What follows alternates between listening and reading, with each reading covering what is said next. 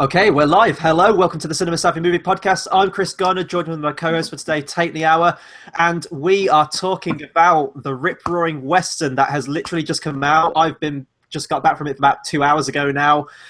This is the remake, directed by Antoine Fuqua, The Magnificent Seven, remade from the 1960s. One by John Sturges. Now, this is going to be interesting. We haven't really talked amongst ourselves yet. I'd like going into depth about our feelings on the film, but we think this is going to be an interesting one because Tayte, you seem a little bit down on this film, and we're going to get into that in a minute. As usual, our reviews, we start off spoiler-free, and then we'll go into spoilers, and we'll let you know when we get into that. But I think we should sort of kick off before we get into anything with our thoughts on the original, if we've seen it, and just Westerns in general, because this, to me, is pretty much a love letter to those old ones. I would completely disagree, but there are reasons for that. That's fine.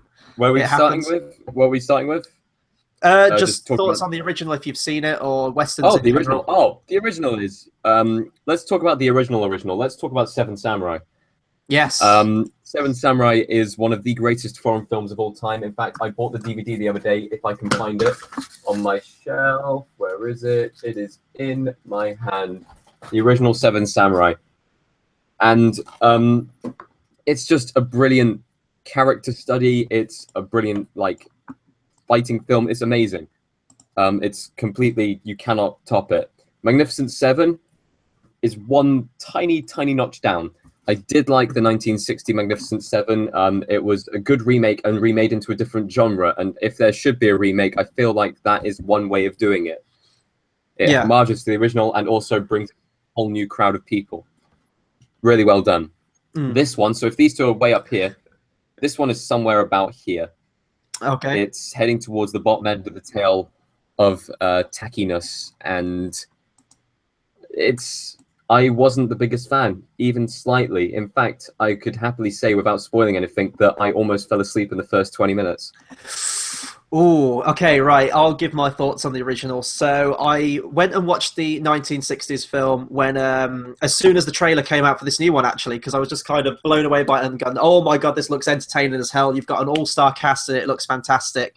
And sometimes I'll just go and see a film, even if it's a remake, but usually I like to see the original so that I have some form of comparison between the two. And I'm going to be honest, I really didn't care for it. One thing I'll go into with this new one, which I thought was a lot better in this one than was in the old one, is that in the original, you really don't get a broad scope of the seven. It kind of focuses on like a main two, maybe three, and the others are just kind of in the background. I thought where this one excelled with this new one is that the diversity amongst the seven, and I think the character traits they had and the personalities did shine through a lot more. So I felt a lot more for the characters in this new one than I did for the original. But you know, stunt-wise and everything like that, and in terms of location shooting and everything that the original had, obviously it's fantastic, and I can see why it's a classic, but I really didn't have any emotional connection to anyone among the seven, and it just kind of ended, and it didn't really leave me with any lasting impact. So it's going to be interesting getting into this new one, especially when you just said that you would rank it so far down. It is teetering on the edge of my top 5 worst of the year. Oh, hell no, it's not that is. bad. Man, it's not that bad. Come on. It is teetering on there. I probably won't enter into it, but it's on the short list for it, definitely. Films of concern. This year, I'm not going to lie, but films are either really good on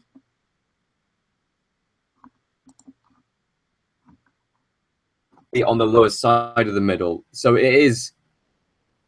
There are things about this film which I don't like. There are the acting performances which I wasn't too fond of with most people. 1 or 2 characters nailed it completely, and you thought that there wasn't enough you thought there was character development better across the board. I feel like that left them underdeveloping what we assume to be the lead characters. I mean, like Denzel Washington, he gets a lot of screen time, yet I barely know anything about his character even slightly. Same with Ethan Hawke, other than that he was a general at some point. I will agree. What I'll say is that I think that you're always going to run into this with any large ensemble cast. I think the character development and traits you get are enough in this movie. Like, they are standard, I'll agree with you on that. But even, like, the story itself is very traditional. It is a very traditional tale of good versus evil, people banding together against, like, you know, big enemies that are just wailing in, just causing havoc in a town. It is very... redemption and revenge, yes. Yeah, and I believe that actually one of the saving graces of the original, I would say, is...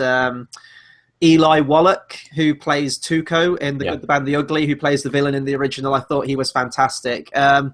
They definitely ramp up a lot of stuff in this new one. Again, not going into spoilers and everything like that, but in the original, I believe the gang are just coming in because they want food and like weapons and ammo, and they come to this town and like stock up and then go off and like rape, pillage, and plunder whatever they do. Yeah. In this new one, it is a lot more violent, and we'll get onto the violence later, because I was surprised just at how much was in this film. Not a lot of blood and everything like that, but in terms of brutality, for a 12A, I think that they really did push the boundaries with this one. But it is a lot more violent, like the opening of the film where the villain comes in and, you know, people are getting killed in quite horrific ways, and, you know, like they burn the church down and things like that. So I do think that in this new one, you really do feel the threat a lot more and the plight of the town in this new one compared to the old one. And I don't want to make this review like a constant comparison, but it's just how, you know, how they've changed it up for this new one. Okay, the best way of me describing this was it is a Hollywoodized version of the Magnificent Seven. And Westerns in general. A lot.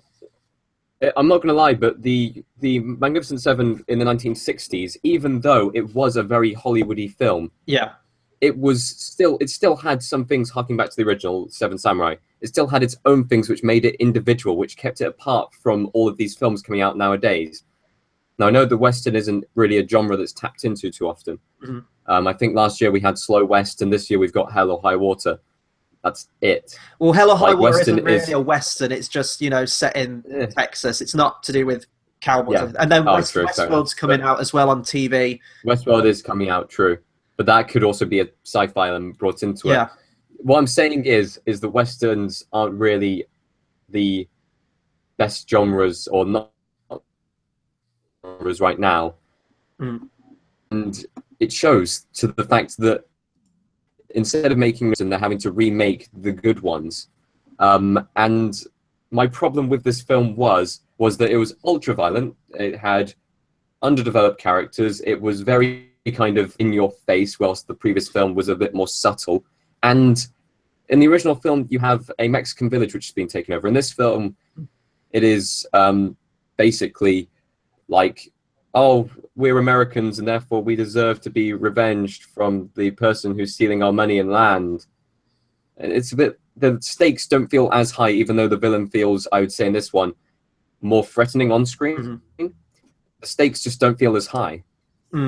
Well, the thing is, and why I might be a bit biased, you probably love the genre as well. I love Westerns. I absolutely love them. My favourite, I'm sure a lot of people's favourite, are the Dollars trilogy, directed by Sergio Leone. They are truly remarkable. I watch those movies. I go back to them all the time. Beautifully done. And they are a very different style of Western. In those, there are a lot more lingering shots. I mean, usually the cinematography is brought up with those films. You've got, in The Good, the Bad, the Ugly, for example, the greatest standoff in Western history. It's about an 8-minute, 10-minute long sequence, and the tension is just palpable all the way through that. This one is very much a modern Western in every sense of the word. It feels like, when I said about a love letter, like you can clearly tell Antoine Fuqua kind of wanted to cherry pick all of the classic tropes of the Western. You do have the standoffs. You do have the moments where, you know, the close-ups of the eyes and the hand reaching for the gun. You do have all those moments. But it just, because Westerns aren't really around all that much now, because, you know, they were just left, right and centre when they came out because they were cheap to make. The term spaghetti Western, because they were just pumped out all the time and they were really dirt cheap to make. Spaghetti Western was because they were filmed in Italy. Yeah. That's why they were called spaghetti westerns. And there was just so many of them that came out, and then because there were so many, I guess audiences got tired of them, and then they've really pretty much died out, and now you only get really, as I said, 1 or 2 a year. The market. Yeah. So I'd have to say that though modern westerns can work. I mean, Hateful Eight was kind of a western, even though it was kind of western, wasn't it? Hateful It Eight, yeah, it was was that absolutely, kind it of was absolutely a Western, yeah. But Django we've Unchained as also well. once again Django Unchained as well. Modern westerns can work; they really Yeah. can. But this one just it felt like any other film. See, I Really just went did. into this film. I was like, I know it's not going to topple the great Western classics before it. I was just thoroughly entertained by it. That's all. I went in. I left and I felt pumped. I was like, yes, that's exactly what I wanted. It's exactly what the trailer showed for it, and I loved it. You do get some beautiful cinematography of the landscapes. The location shots in this film are absolutely phenomenal, and I do think the cast, although you don't get loads of character development, I think you get enough for the kind of film that it is and for the size of the cast that it is. And I do believe the camaraderie. My favourite scenes in this film were the moments where the seven were just together, like around a dinner table or on a porch, just talking amongst when they each were other. drunk. Yeah, and I wanted more of that. The best scenes were when they were drunk. Yeah, and I did want more of that. And every time I was like, yes, now continue with this. Like, there's a moment, again, not going into spoilers, but Denzel Washington, I believe, is talking with Ethan Hawke, and he's talking about his past and why he's on this quest and what he wants to get out of it. And you're like leaning forward in your seat, you're like, yes, and then it cuts to the next scene, and it's like just a tiny little bit more there, I think would have fleshed it out a little bit more. But for what it is, it's a thoroughly entertaining movie for me. And I haven't actually seen... it was 2 hours, 10 minutes. What was that? 2 hours 10? 2 hours 10. It felt shorter, I'm not going to lie. Like, I didn't feel like I was sat in the cinema for 2 hours and 10 minutes, which I guess could be a positive thing because it made me kind of involved in the film. However, I'm not going to lie, but extend that maybe up to 2 hours, 30 minutes, have those extra 20 minutes of character exposition, and this film would have maybe pushed towards the upper end of my best of the year. Like, it was lacking in the character development department. You were given maybe 5 minutes per character, and that's it. But I still think that's 5 minutes more than you get with the original. I really do. And you're going to completely disagree with me on this. That's fine. But yeah, I will. I will say that this is one of the rare occasions where I think the remake is better than the original. No, Chris, please. You're going to get so many hate comments for that. I will watch the original again, but I just think in terms of the seven themselves, the actions are given. You can't really bring that in because they are the action in this film. The action in this film was a lot better than the action in the original film. However, the amount of action in this film didn't really balance out the amount of character moments you have. It didn't balance the overall threat from the guy. The only threat he had is like, oh yeah, I got loads of guns. That's about it. That's all he had. And like in the previous film, it was fear as well brought in. You don't feel any fear from this character. Like, because for some strange reason, this film felt like every single member of the cast was on a jolly. Everyone was always like happy until like the scenes where it gets a little bit tough because there's a little bit of a gunfight. It just felt too Hollywoody to be a good film, and even better than the original, nowhere near. I'll give it, as I said, I'll give the original a watch again, but as I said, watching that, there was really just Yul Brynner and maybe Steve McQueen were the two, and then everyone else that was just there. One thing I can give this film credit for was for using the original music. Yes. From the Magnificent Seven film, because that is a brilliant soundtrack. But like the music that they brought to the table, which was new, it's forgettable. It really was. I think it fit the film well. The main theme, the classic Magnificent Seven theme, really only kicks in at the end credits. It's teased throughout with like the drum beat, but it really only kicks in the end credits. And it was nice to hear it at the credits. But while we're on the subject of music, this is James Horner's final ever score. This was his final posthumous score. He didn't get to fully complete it himself, so his friend Simon Franklin jumped in. So I don't really know how much James Horner had written for this film before he passed away. There are some noticeable cues in there. For anyone that knows a lot about James Horner's music, he has this one motif that he uses in a lot of his films. I think it's called like the danger theme or something like that. It's a little trill that's recurring in a lot of his scores, and that featured in this quite a bit as well. So it was nice to hear that. I don't know if he wrote that or if that was his friend who added that in, because it is so tied to James Horner's style, and that was, paying respect to him. It is very sad that we won't get another score from him, because he is right up there, easily in my top 3 of favourite film composers. But he was a great composer, and I'm just reading here on Wikipedia that he made the score in secret. Oh, right. And he planned it as a surprise that he would be the person scoring the film. However, he did pass away. Sadly, other than the main theme, which was from the original film, I wasn't happy with this score. He has made some great scores in the past. However, this one wasn't one of them, which is kind of a sad way to go. I think it just kind of... We can always reminisce. It blended in with the background a lot. It never really jumped out to me in a lot of moments. Really, it was only when the main theme... Chris, you have frozen. Oh, I'm still fine on mine. Okay, good. But he did actually work with Antoine Fuqua before as well. Again, another posthumous score. His second posthumous score was Southpaw from last year, 2015. He worked with him on that, I think. I haven't actually seen any of Antoine Fuqua's previous works. He's done films like Southpaw, The Equalizer, where he worked with Denzel. You haven't seen Training Day? I haven't seen Training Day, King Arthur, and Oh my god! I know. I need to watch more movies. I'm working on it, folks. Okay, I know we run a movie review channel, and I'm still getting there with the movies.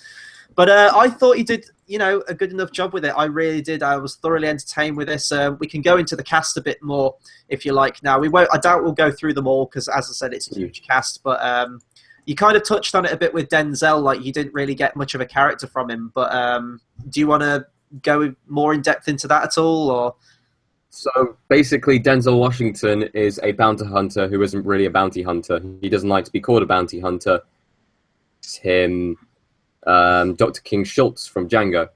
That scene. There is a scene in this movie which is straight out of Django Unchained, like to the T. And I was just thinking, this is Django Unchained, isn't it? I've walked into the wrong screening. Other than that, like, you get hints about him maybe having a past, like him wanting revenge off this one guy who's the villain. They don't actually mention why he has any beef with the villain up until the end, and to the point where, like, the two people who are from the town are saying to him, look, we really need your help. They say his name 3 times, and he still doesn't want to help, and then, like, the woman comes along and convinces him, as seen in the trailer. And yet, at the end, like, it does tell you about a connection between the characters, and you're thinking, well, why didn't he react in the first place? Yeah. Like, that. This is, like, a character who apparently wants revenge from this person, or wants righteousness, as I said in the trailer again, and yet it's almost as if he's disinterested. And when he finally does get on board, he goes fully on board. He is the leader of this group. One tells where to meet everyone. He sets up the town. He really is the main character of this film. And yet, basically nothing about him. I don't really mind that totally, though, because, again, going to the Dollars trilogy, we know pretty much nothing about the man with no name, down to the fact we don't even know the guy's name. So that's not really a problem for me with Westerns if they do have the persona to carry it. And Denzel is a great actor. He's a great leading man as well. And I do think there are moments in this movie where he does really, really shine, and that comes through. However, it is not all the way throughout the film.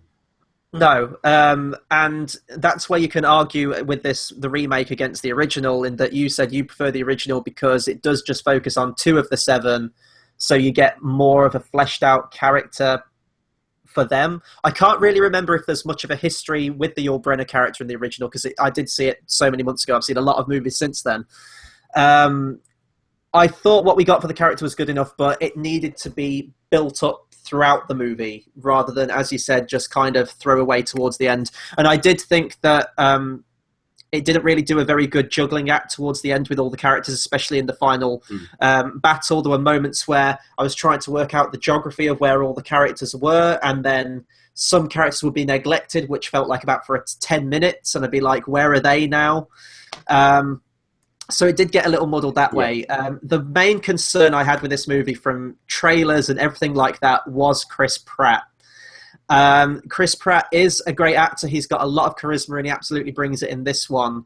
However, he's like played Star-Lord now, and it feels like every single role he's in, he's just playing Star-Lord. another. It is Star-Lord, Jurassic World. Star-Lord in the.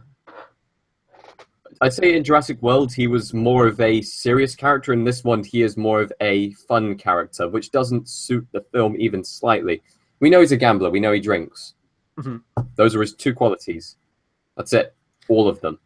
And it's another underdeveloped character in a film where he could have been developed out. Does he have anything else underneath the initial layer? We don't get to see anything else like underneath that initial layer for any of the characters. For a story like this, though. Go on, sorry. It's almost as if like all of their characters, other than Ethan Hawke's character, he is the only person who has a second layer to his character. Characters are basically what their film poster says. Denzel Washington, he is the leader. Chris Pratt is the gambler Joker. Vincent D'Onofrio, I can't pronounce his last name. I'm really sorry. D'Onofrio is a quiet tracker. Beyond Hyun Lee is an assassin. Manuel Garcia Ruffalo is Mexican, and Martin Sensmeiser is a Comanche warrior. That's it.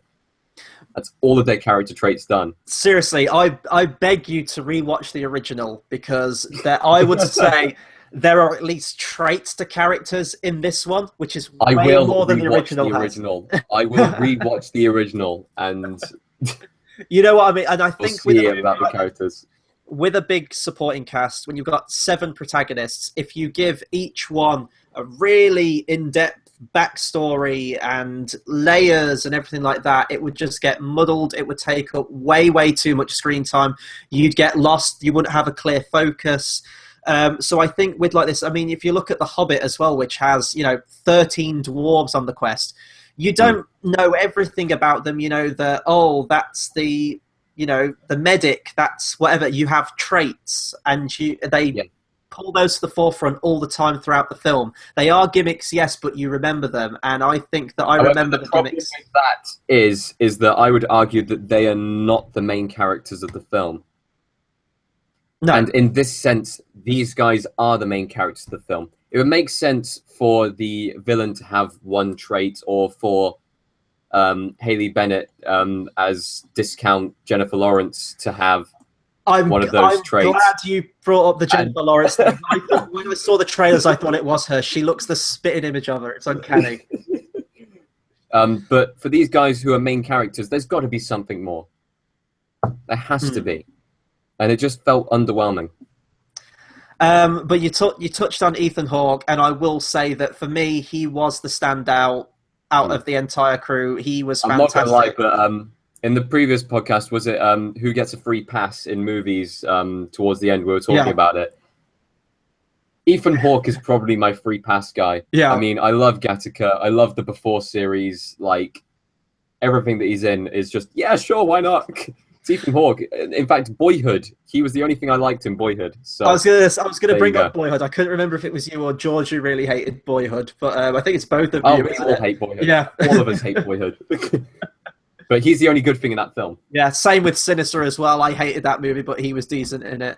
But he does have that other layer to the character, and I won't go into it in case that is spoilers, but it is. Well, yeah. You do feel for him, and he has a character arc, and he is great in that. The others, it feels...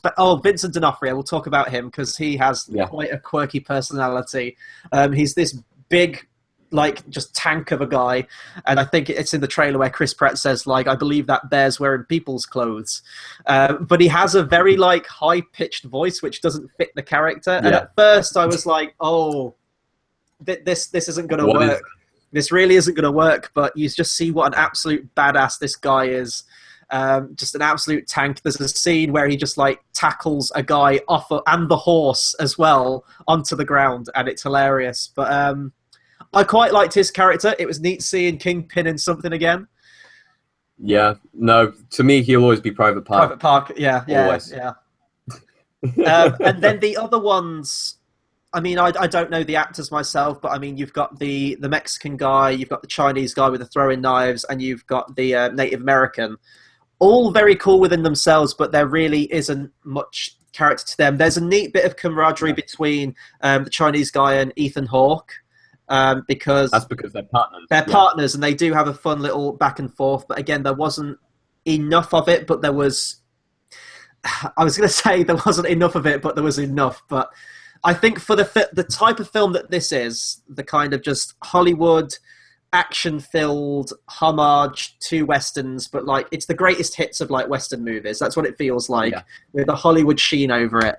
I think it was enough for the kind of film that it was. But if it was the really in-depth, involved, like if you look at, for example, like For a Few Dollars More with Lee Van Cleef's character in that whole, like, I mean, Clint Eastwood is your main character, but the film is about Lee Van Cleef in that movie. I don't know if you could do that with all 7 characters, though. So you could give a bit more time. You could have done a bit more time. Even the introductions felt brief with some of them. It was literally, hey, you want to join us? Yeah, sure, why not? Done. And it's almost as if, like, difficulty with films like this is it cannot follow the hero's arc, which is you've got all the call to adventure, the denial of wanting to take part, and then actually joining in the end or being forced into it, with 7 different introductions to characters. You can only have that with 1 or 2, and that's where I'd say Magnificent Seven, the 1961, fell down. It's where Seven Samurai really hit it home and really did well, and it's where this one fell down again. And do you know what? All it needs is 5-10 extra minutes. Really does, just for those character interactions. Yeah, and to raise the threat level. It needed more. It really did, and it fell so short because of it.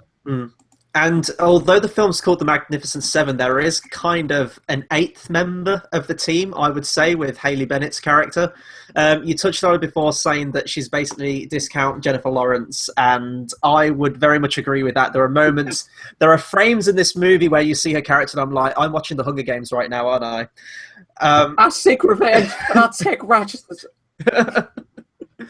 You know what? I thought for the part her character played, she does kind of disappear for like most of the 3rd act, and I don't know if that's ever properly. I think it is, but like it's kind of the it's the Eowyn moment in Lord of the Rings where it's like you've got to stay with the women and children. Hey, can I be the 8th member? She goes, "Hey, can I be the 8th member?" No. Denzel Washington just kind of stays quiet on it and is like, "Yeah, so we're gonna go for the plan." Yeah. It's like you can tag along, but you're not one of the 7. It's like you need to wait until they do the all-female reboot of Magnificent Seven in like 10 years' time. I'm dreading the all-female Ocean's 11 because, like, Ocean's 13 was crap. Ocean's 12 was meh. Ocean's 11 was amazing. Why do you need to reboot it again? And if you need to reboot it,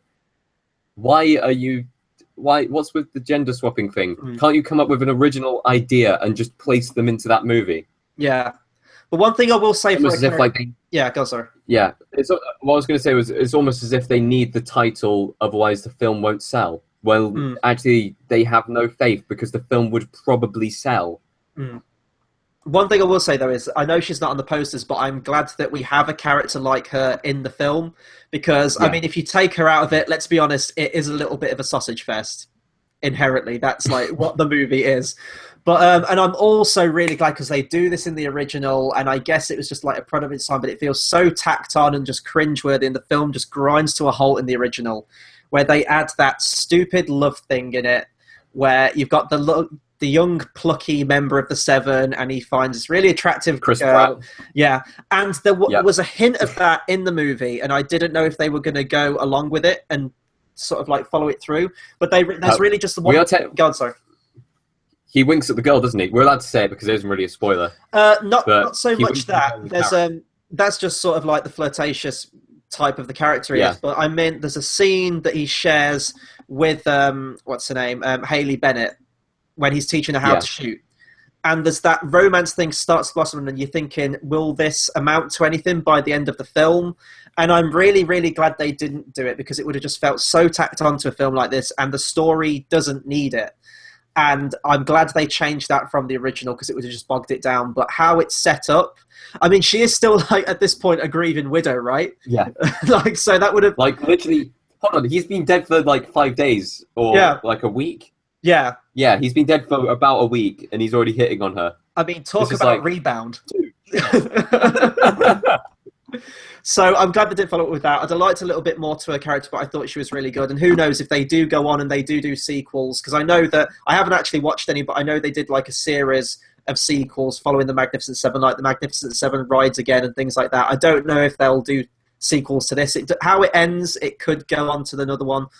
If there's out of all the films this year that need a sequel, it's The Nice Guys, not this film. That needs to be a TV show, man.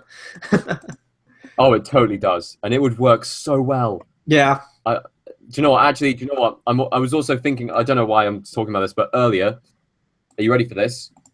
Yeah. Hops and Wild, like short animated, like clips of Hops and Wild from Zootropolis or Zootopia, solving mini crimes. Yeah. Mini cases, like one crime or case a week. They just go out and they do their thing. Like, you have a few of the old characters come back in. Like, that TV show, I would watch the hell out of that. Got like Mel Gibson and Danny Glover from Lethal Weapon, but Disney. That would be awesome.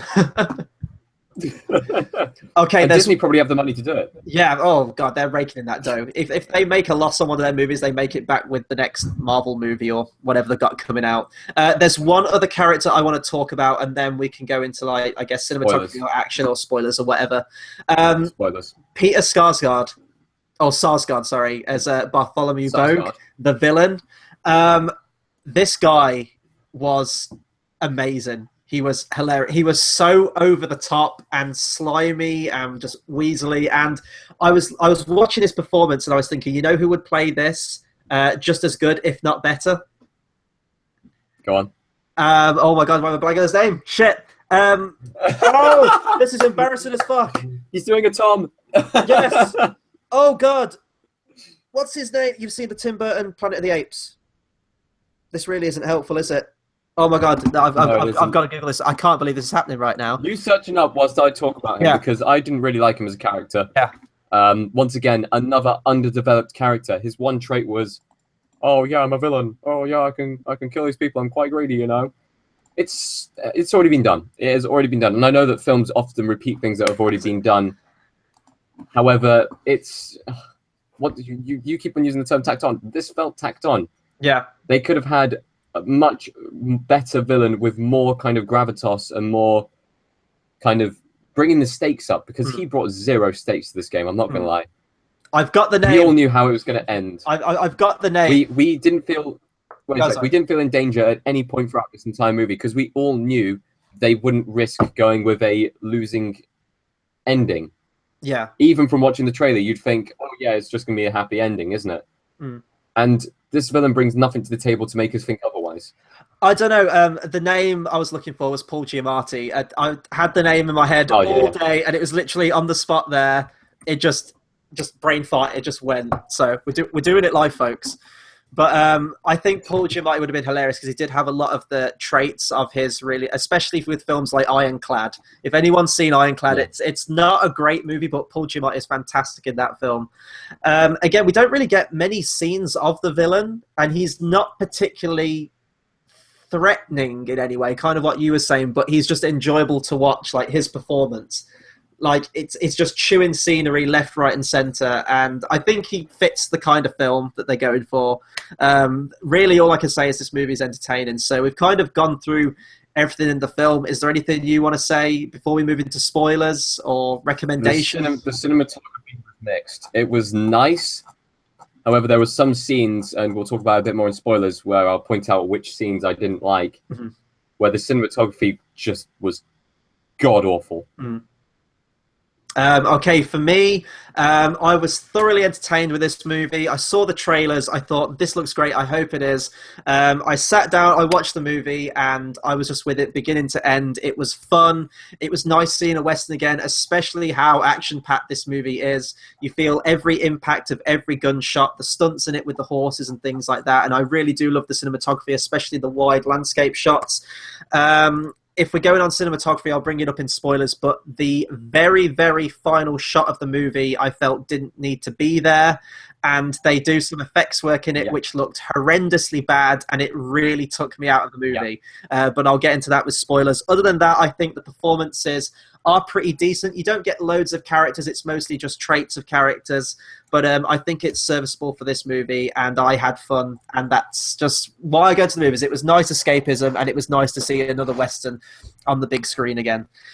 It felt like I was watching a Fast and Furious film set in the West where the action takes over the actual story-based telling that it was in the first place. The action, especially towards the end, definitely does go on for quite a while, and I think if they'd have shaved maybe 5 or 10 minutes off that bit at the end and devoted it more to characters, it may have been a more balanced movie.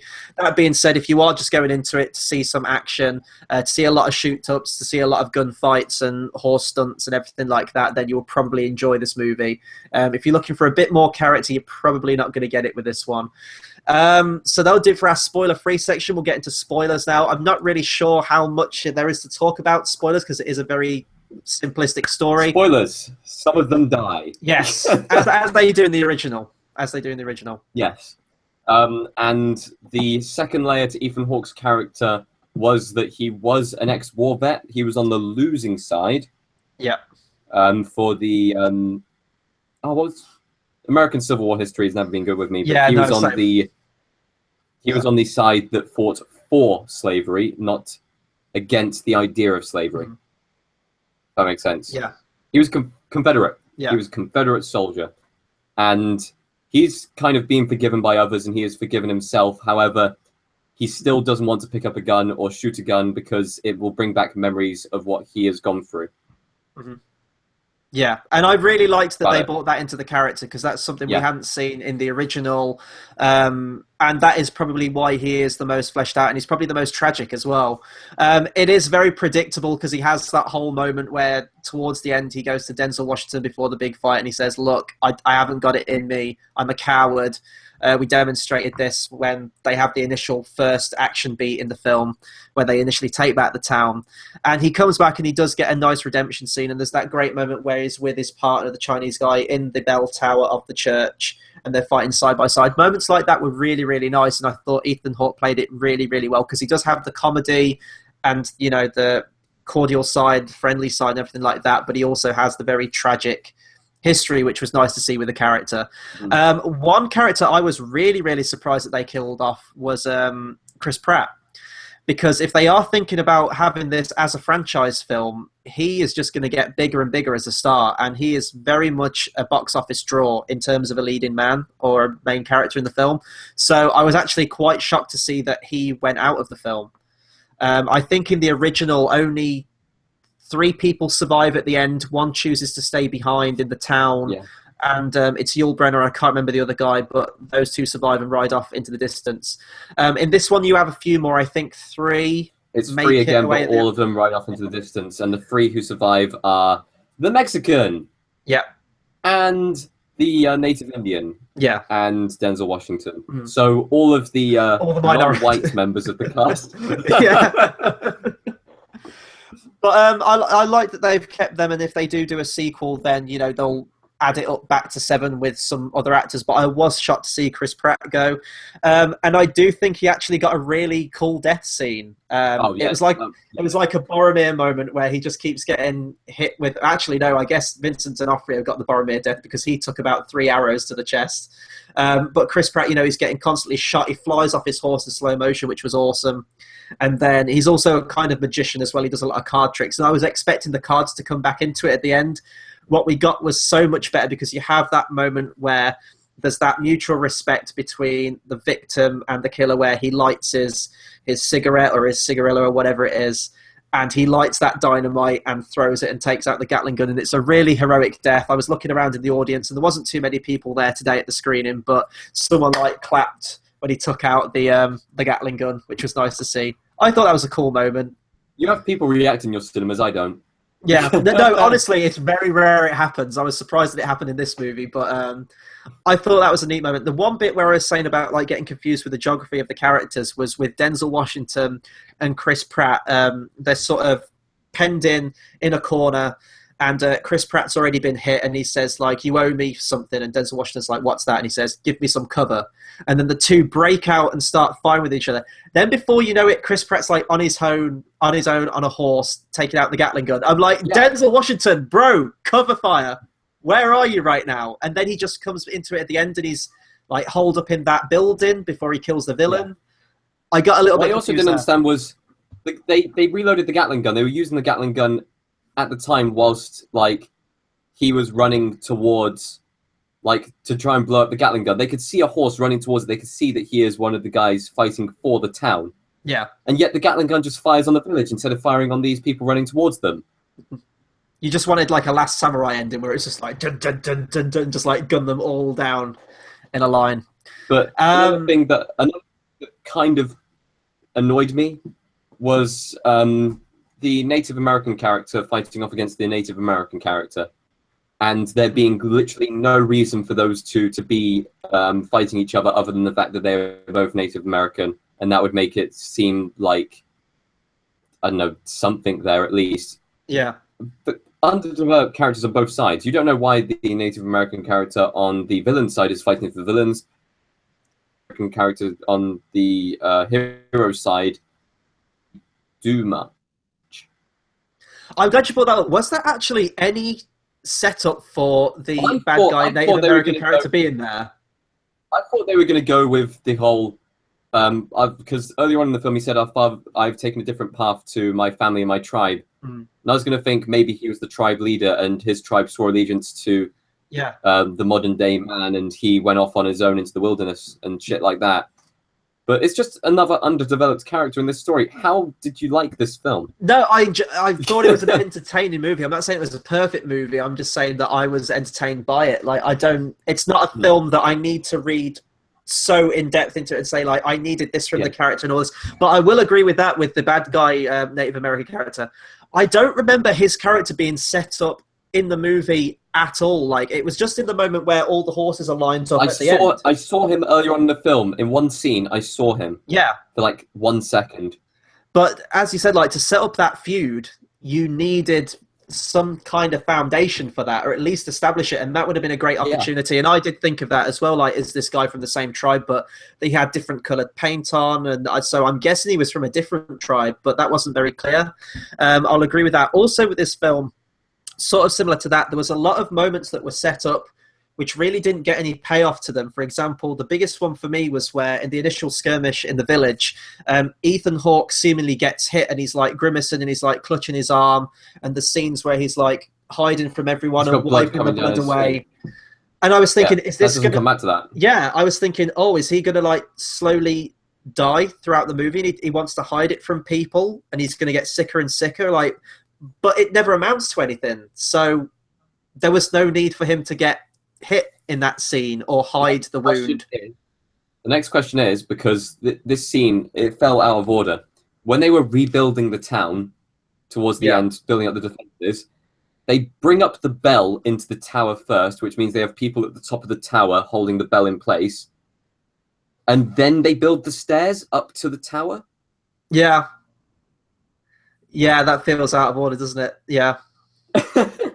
It's like they rebuilt the church to hold within defenses and put people up in the tower after they put the bell up in the tower, and they have people stood at the top of the tower holding the bell. I thought the whole place burnt down. Yeah. How have they been able to do that? Like, that's not structurally sound. Like, I'd have hated to have been Ethan Hawke in that crow's nest at the end of that film. Like, the floor could just give way at any moment.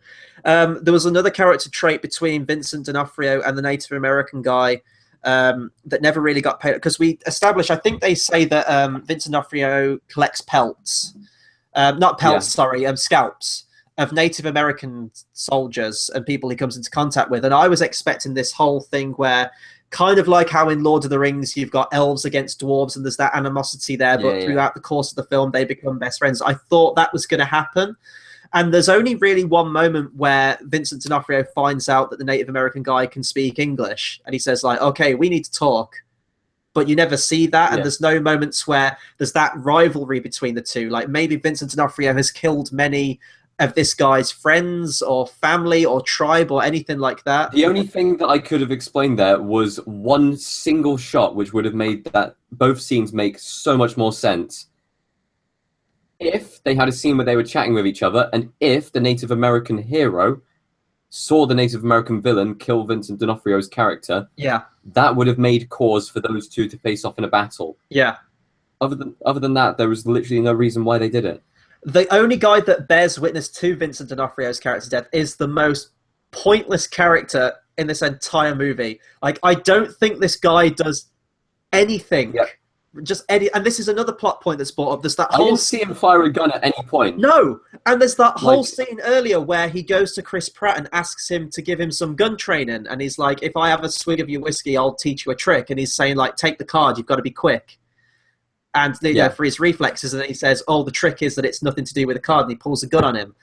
I thought that was going to have some setup for the final battle. Maybe he sees Vincent D'Onofrio die, and then he'd pick up a gun and then use the things that he's been taught. But he's really I think he just sits there, doesn't he? And kind of looks, he gets hit in the leg or something. He sees his friend dying.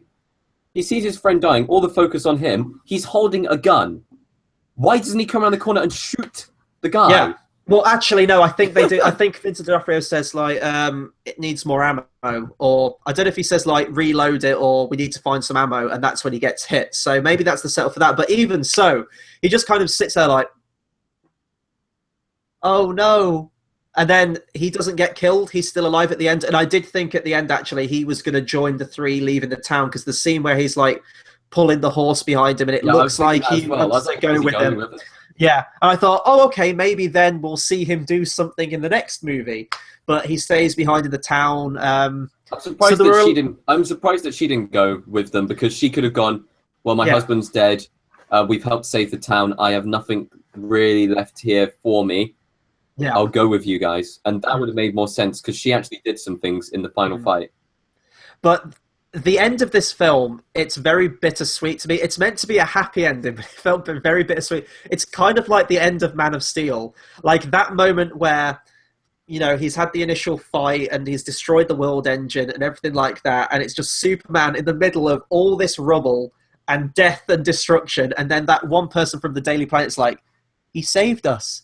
And it's like, did he? And then it's kind of like that in this one. It's like, you saved the town. I'm like, yeah, but you pretty much killed every single guy in the town. Yeah. And every building's destroyed. Hey, they'll play the happy Magnificent Seven music in the end instead of something which is solemn and pays tribute to the people who died. And instead, what we'll have weird CGI gravestones in a weird CGI field. God, it was so bad. That absolutely felt like studio notes to me. Like, I tell you what, with any Western, and even with like Indiana Jones' Last Crusade, you can't beat the shot of riding into the sunset or into the distance. Yeah. It's a beautiful ending to any film. It's fantastic, and it works for the Western genre. It absolutely does. Yes, it is stereotypical now, but it always works. And it ends with that shot. It's ending on that shot, and it's a beautiful landscape shot with the three riding into the sunset. And then it cuts to bizarre, and it looked like it was all CGI. I don't know if the grass was real. There was nothing in there which was... The town was CGI, the grass was CGI, the gravestone CGI. Do you know what? It's a poor town that has just lost everything they have. All I need is 2 sticks attached to each other with not even their names at the bottom, just 4 gravestones. Perfectly, because it would have shown, look, these guys respect them, but they have nothing left. Yeah. They didn't even stay to build the town. Literally fight, like, the battle finished. 30 seconds later, they're gone. Yeah, it's like, can you stick around and help us build the town? It's like, sorry, ma'am. Yes, I've had this the whole time. Yes. I've got my black one as well. There we go. Let's ride.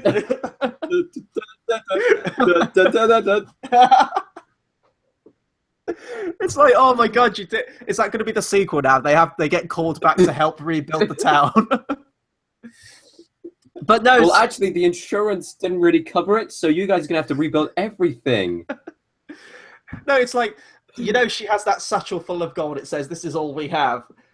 Do they even get that bag at the end, or does he leave it with them? They're going to need that to build down. Do you know what? They went in thinking, yeah, we can split a sash of gold. They went out minus 4 people and minus a sash of gold.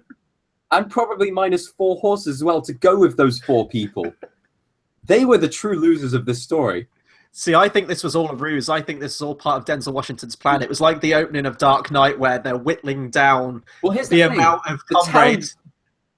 Yeah, the town gets the mine back as well. Yeah. And all the things in the mine. So the town is like, yeah, we're rich now. And they're like, oh. Okay. they're poor as fuck at the end of this movie.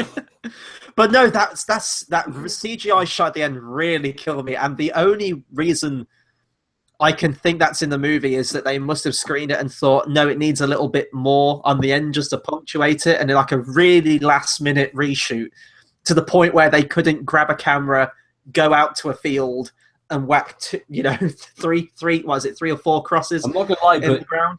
You could do a student film film budget. You could maybe get, I don't know, like if you're gonna do it properly, you buy 4 planks of wood, you make them you chop them in half, you make them into the gravestones, you paint the names on, which basically costs, at the moment we're on about £10-15. You get a camera, you go into a field, doesn't even have to pay for the fields because in your field, yeah, sure, why not? Do it anywhere in the world. Doesn't have to have the shot of the town in the background. You could just have that there, and you're done. You're done. Yeah.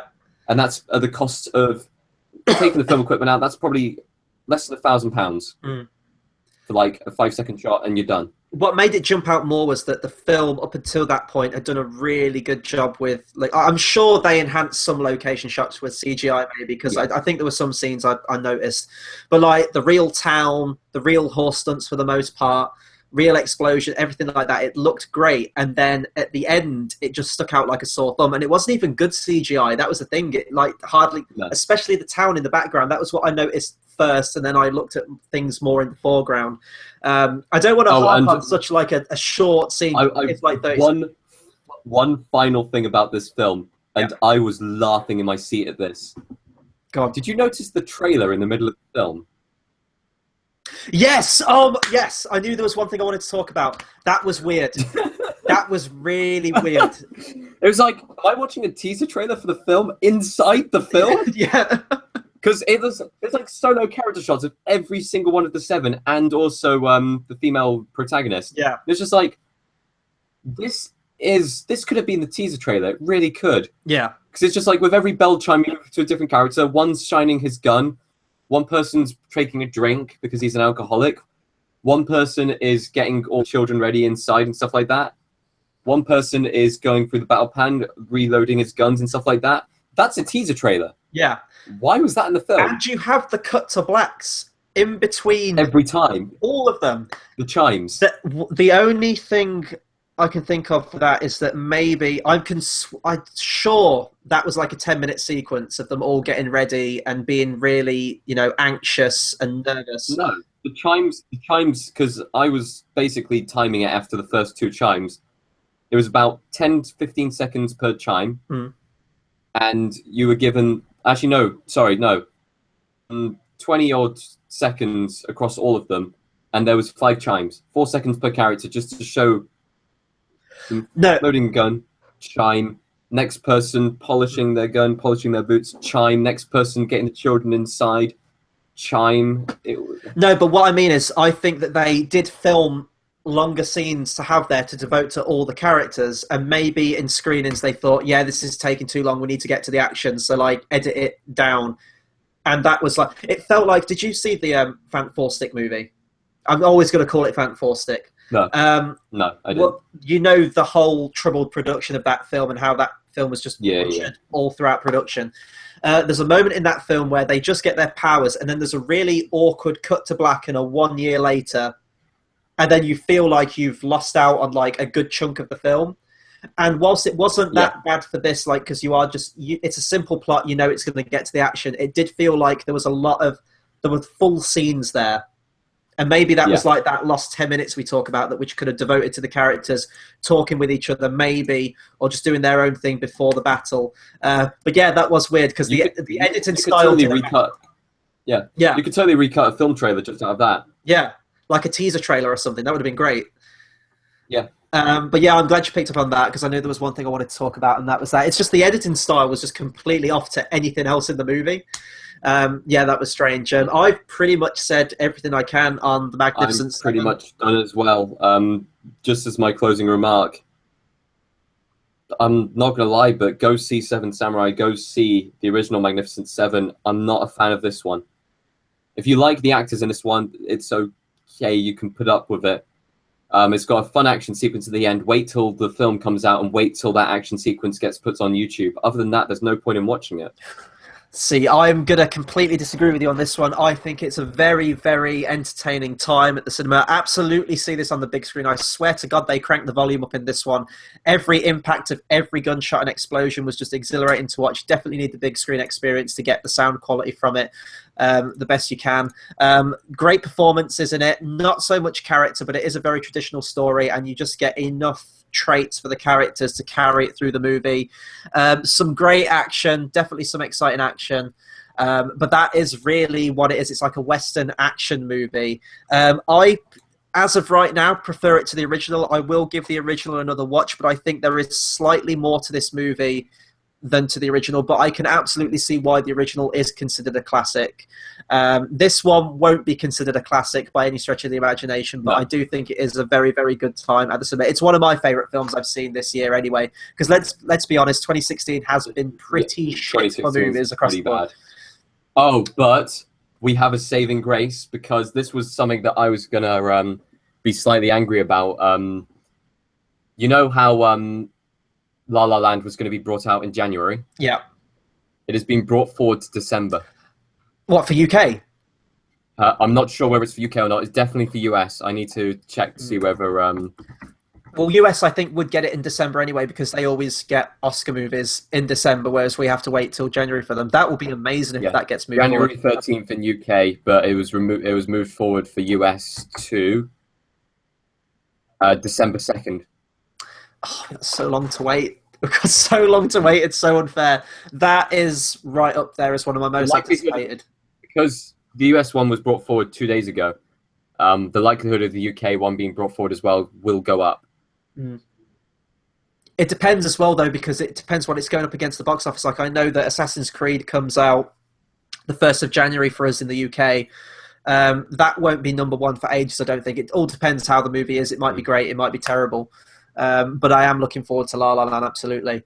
So we've said everything we can pretty much on the Magnificent Seven. Be sure to comment, subscribe, and let us know what you thought of the Magnificent Seven. Let us know what you thought of the original 1960s one as well, if you have seen it, because it'll be good to get a comparison going. In terms of what's coming up on the channel, I would really like to do, because I think that Magnificent Seven was kind of the cap off to summer movie season. I know we're probably technically in the fall now, but I do think the kind of movie it was definitely a summer movie. So I would like to do the best and worst movies of the summer, but now I'm thinking about it, thinking of the best movies of the summer, I'm really going to struggle to get 5. Yeah, I'm really going to struggle. I'm not going to be able to get 5 for that.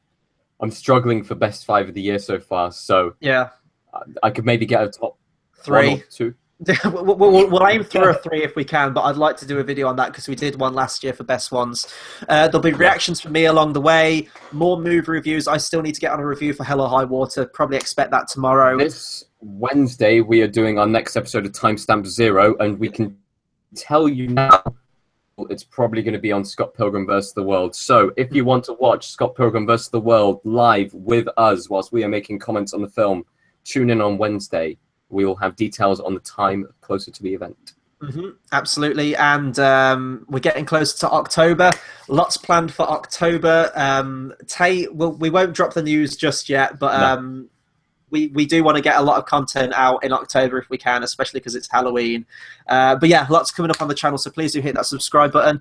That'll do it from us for today, and until the next video, we'll see you guys next time. Thanks for watching.